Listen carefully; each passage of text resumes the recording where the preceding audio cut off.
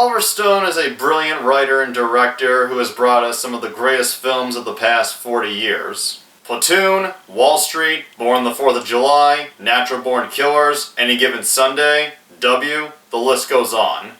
And like most great filmmakers, in the early years of his career, Oliver Stone made some films that you generally don't think would have been made by him. One of those films is the second film he ever directed, the 1981 psychological horror flick, The Hand. The Hand is a low-budget horror film starring Michael Caine as an extremely talented comic book artist who loses his hand in a freak car accident. And after losing his hand and the ability to excel at his passion, he falls into a deep depression and begins to give up on life.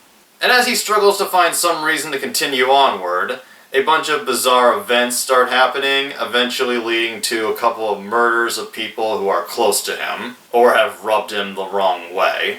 And of course, he is the prime suspect. But a bunch of tiny things begin happening that suggest that perhaps the true killer is his severed hand. I know, the whole storyline sounds completely retarded as fuck, but Oliver Stone was surprisingly able to take this very silly storyline and create a very suspenseful horror film that you could take more seriously than it has any right to be taken.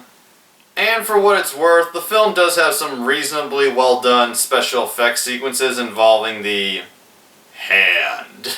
The plot is silly, but the film is so well directed and features a very good performance from the usually very great Michael Caine that I feel people going into this can have a very enjoyable horror experience.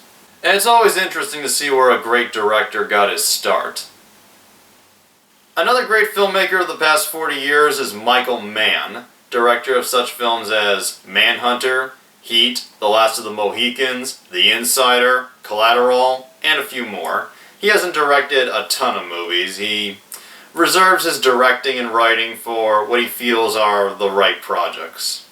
And like Oliver Stone, the second movie that Michael Mann ever directed was a small 80s horror film known as The Keep from 1983.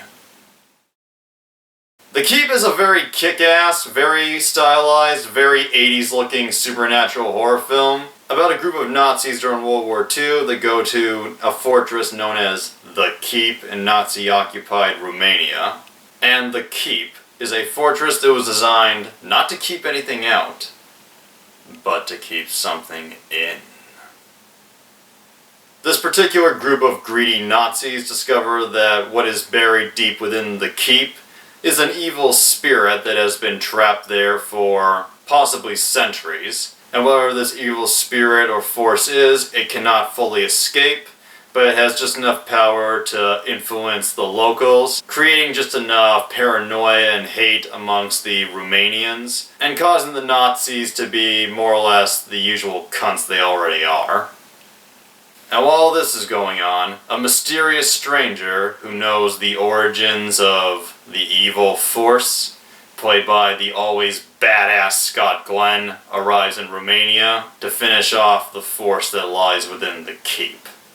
The Keep is a lot of fun, despite a little choppy editing here and there. Michael Mann's original cut was apparently 3 hours long, and he had to cut it down to about 90 minutes, something that, to this day, he is still pissed about.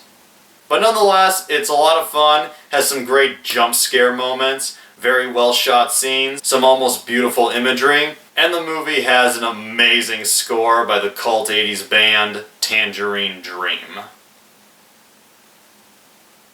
The movie's cast is also something to write home about. Like I said, we got Scott Glenn, but also Surreen McKellen, Alberta Watson, a young Gabriel Byrne, Robert Prosky, and the always entertaining foreign actor Jürgen Prochnow. That's all I really gotta say. These two small horror movies that were the second films directed by Oliver Stone and Michael Mann are very entertaining, and I definitely recommend them. If by any chance you have seen these two little-known horror films, leave a comment down below and let me know what you thought of them.